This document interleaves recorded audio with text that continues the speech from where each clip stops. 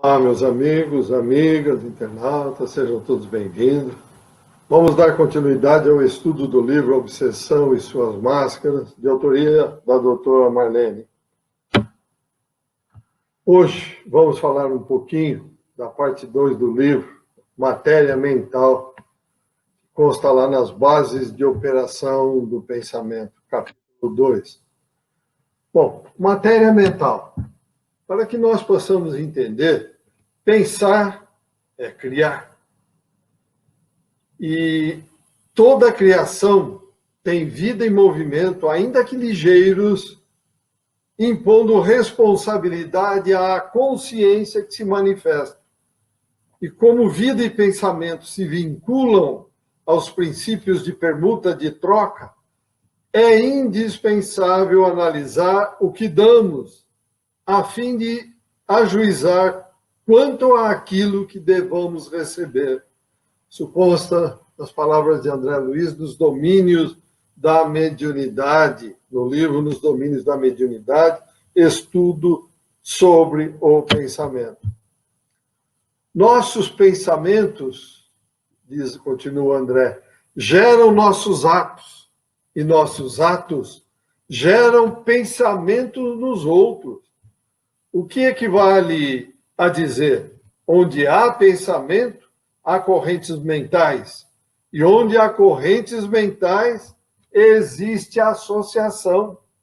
E toda a associação é interdependência e influenciação recíproca. Isso está nos domínios da mediunidade, no livro, como nós dissemos. Portanto, devemos considerar que são conceitos de fundamental importância no estudo da mediunidade e da obsessão. Por quê? Porque todo o processo de intercâmbio baseia-se nos alicerces da mente e seu prodigioso campo de radiações. A mente humana, diz Emmanuel no livro Pensamento e Vida, a mente humana é um espelho de luz, emitindo raios, mas também assimilando-os.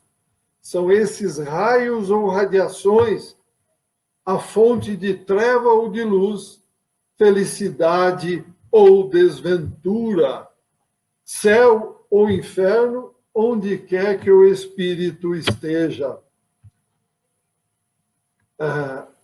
Com os espíritos superiores, nós vamos aprender a ver o universo como um todo de forças dinâmicas expressando o pensamento do Criador. Portanto, o que se percebe é que há uma nota, uma sinfonia do universo na qual nós estamos inseridos. Então, estas forças dinâmicas estão aqui e nós procuramos superpor-se a essa grandeza. E nesta superposição, nós vamos encontrar a matéria mental que nos é própria, conforme consta no livro Mecanismo da Mediunidade.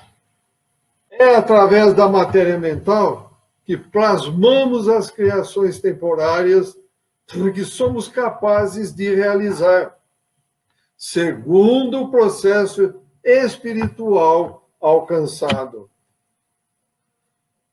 Fluido cósmico, meus amigos, para nós entendermos, amigas e internautas, ou plasma divino, base mantenedora de todas as associações da forma em todos os escaninhos do cosmos. Então, ressalta André Luiz nos Mecanismos da Mediunidade que nos fundamentos da criação vibra o pensamento imensurável do Criador, e sobre esse plasma divino vibra o pensamento mensurável da criatura, a constituir-se no vasto oceano de força mental em que os poderes do espírito se manifestam. Portanto, o pensamento é o alicerce vivo de todas as realizações no plano físico e extrafísico.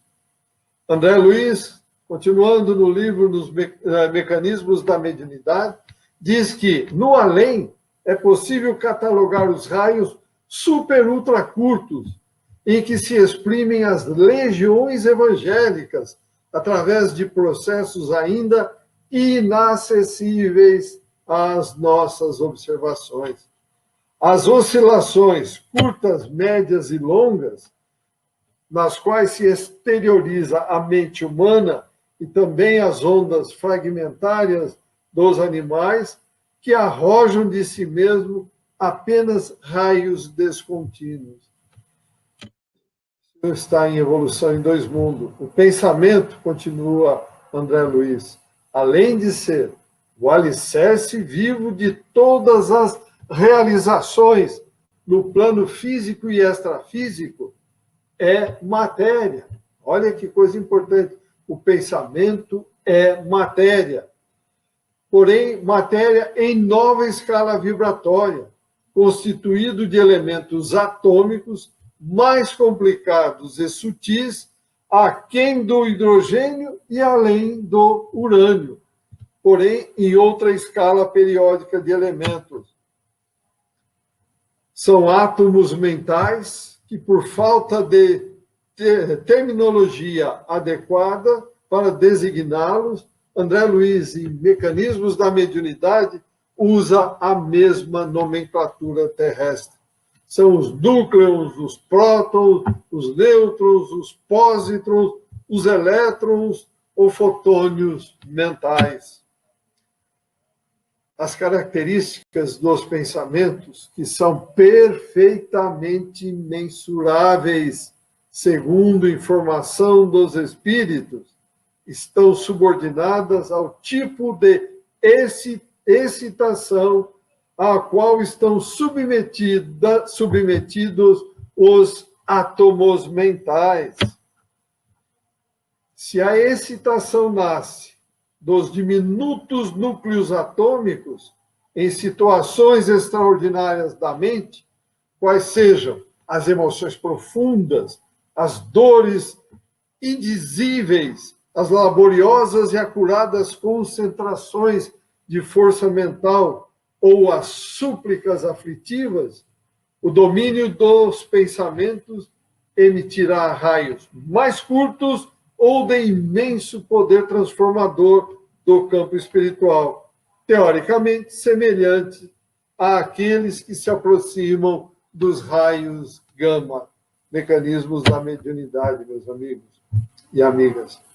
É por isso que as grandes almas, aquelas que exemplificam nos árduos caminhos da abnegação, com o amor, renúncia, têm tanto poder transformador.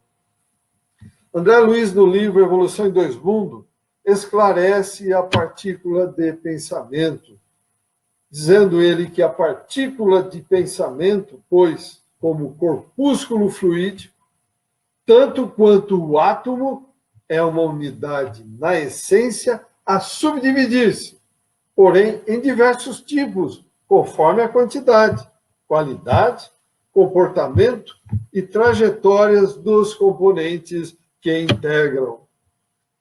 Continua André Luiz referindo-se ao sentimento que dá forma e natureza.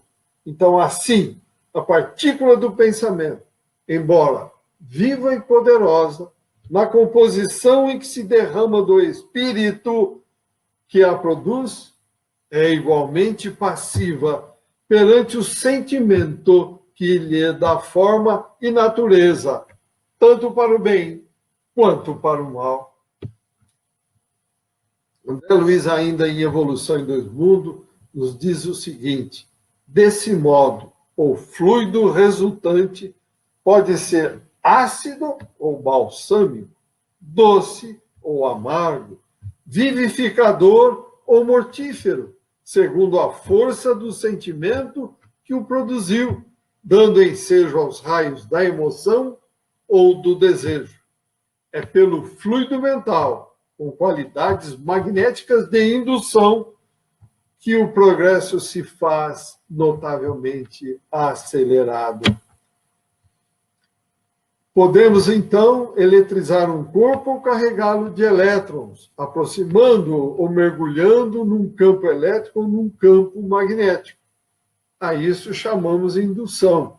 André Luiz, nos mecanismos da mediunidade, nos diz o seguinte, sobre a indução mental. A corrente de partículas mentais exterioriza-se de cada espírito com qualidade de indução mental, tanto maior quanto mais amplos se lhe evidenciem a concentração e o teor de persistência no rumo dos objetivos que demande. Então vejam, meus amigos, o que é que estamos fazendo com a nossa indução mental, minhas amigas e internautas?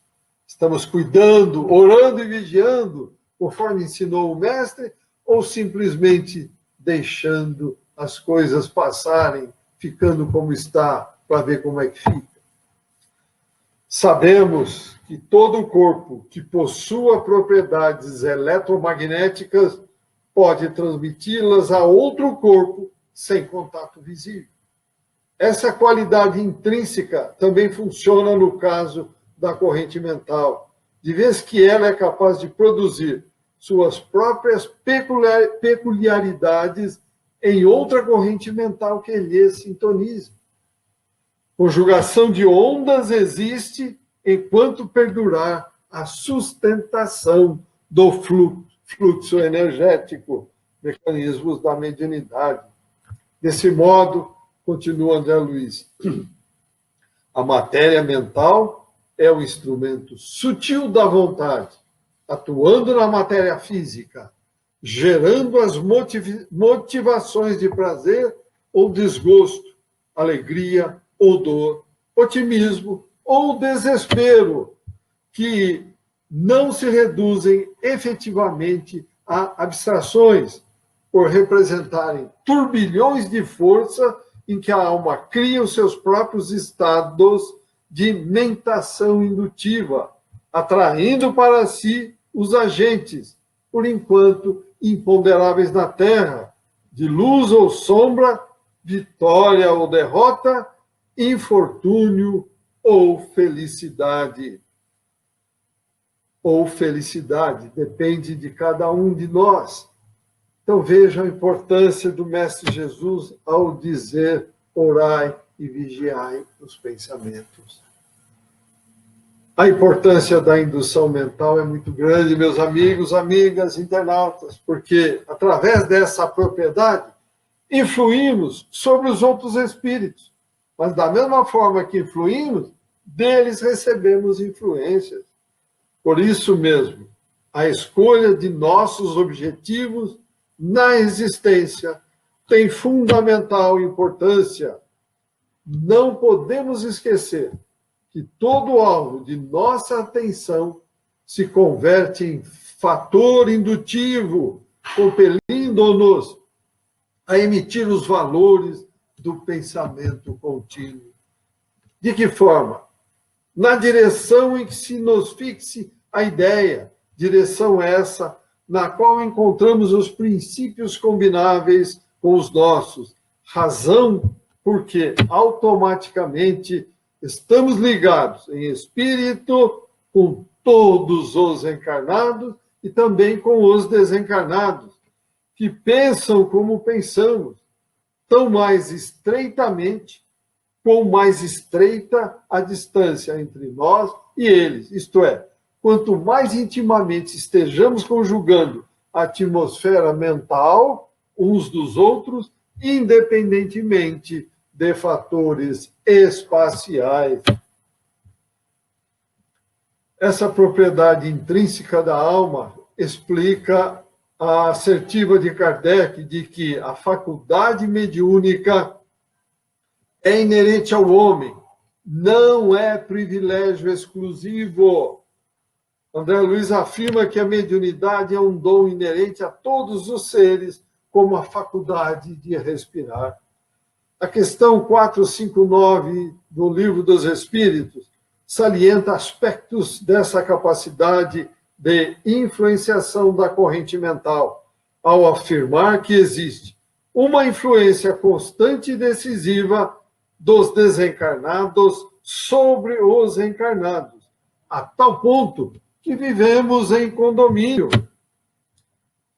A influência dos espíritos é de todos os instantes e mesmo aqueles que não creem neles estão sujeitos a sofrê-la. O Livro dos Médiuns, capítulo 23. Então, meus amigos, amigas, internautas, é muito importante sabermos para onde está direcionada a nossa ideia.